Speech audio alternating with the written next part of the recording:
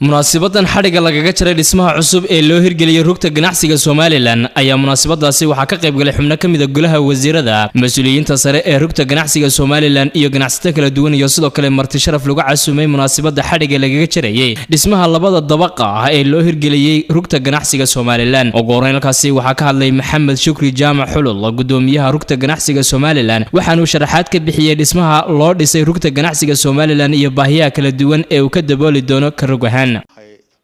rugta ganacsigu dulsaar ku ahayd hay'adda shaqaalaha saddex qolo oo halka ku yaalay muxuu ahaa gudoomiyihii ugu horeeyay Cabdiraxmaan Faarax Sugaal Allah u naxariistay oo markii la aasaasayay uu sameeyay ayay ilaa imika ku jirtay rugta ganacsigu halkan oo ahayd guriyihii qaranka xukuumadda shaqaalaha dawladda ku jireen labadii madaxweyne ka horeeyay madaxweynaha imaka mudane Daahir Yaale Kaahin iyo mudane Axmed Maxamuud Silaanyo ayaa labaduba siiyay halkan imaka bay suurta gashay in la sameeyo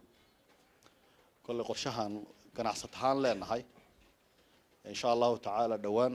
muxuu ahaa insha Allah aan leenahay hirgelisaan inoo qorshaysan waxa weeye noqoto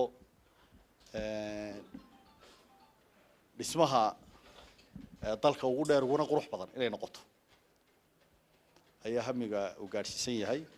Allah yiraahdo hadii Ilaahay noo suura geliyo wasiirada wasaaradaha maalgashiga maaliyadda diinta iyo awqaafta ganacsiga oo iyaguna munaasabada xariga lagaga jaray dhismaha cusub ee loo hirgeliyay rugta ganacsiga Soomaaliland ka hadlay ayaa waxa ay ka warrameen doorka uu ganacsigu ku leeyahay kobaca dhaqan-dhaqaale ee dalka iyo deegaanada Soomaaliland iyagoo xusay inay muhiim tahay in la xoojiyo sharciyada ganacsiga iyo kala xadeynta ganacsiga dalka Jamhuuriyadda Soomaaliland xukuumaddan ka go'an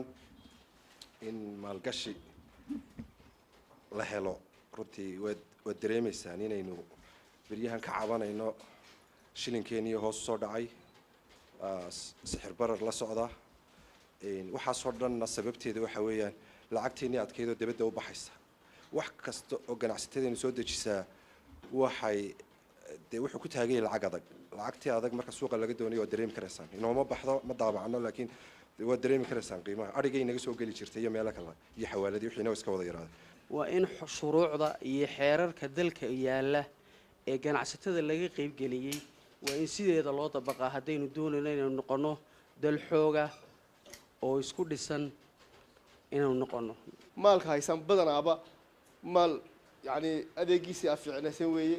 waa maal ka ilaalisan ribadii waa maal ka ilaalisan xaaraantii waa maal ka ilaalisan hatta in zakad ka bixin weeyaan laysamada la qaado ee dawladdu ay qaado aad buu yiri لكن سبع مشتركوا 100% بقول كيف بقول إن ليس لو قاطع فيها بقول كيف سيدات ليس المقاطع وين باع مشتريين كان قاتل واخد ظلمي دولة واخد ظلمي مرة واحد كنت لها ضد كجرع ستة هير هذا هوي هذا دولته أي وحقوق قبطاي وعشورها قاضية ليس نضي وحويا إن أي وقادن إن عد كلا وحسينيان إن أي security كويلانيان